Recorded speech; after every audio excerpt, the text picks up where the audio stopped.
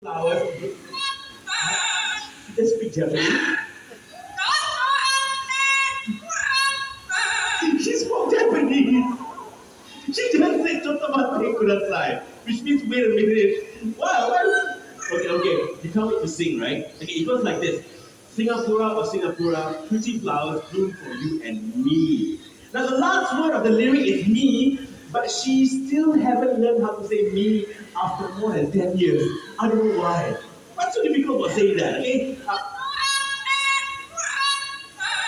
No, we're not gonna wait. We have more words coming up here. Wait.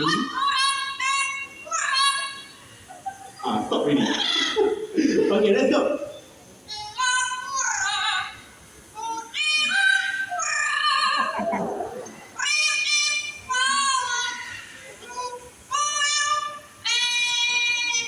Me! Let's give it up for Quincy!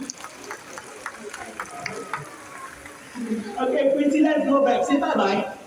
One more. Last one. How about a thunderous round of applause for Quincy, ladies and gentlemen? Thank you.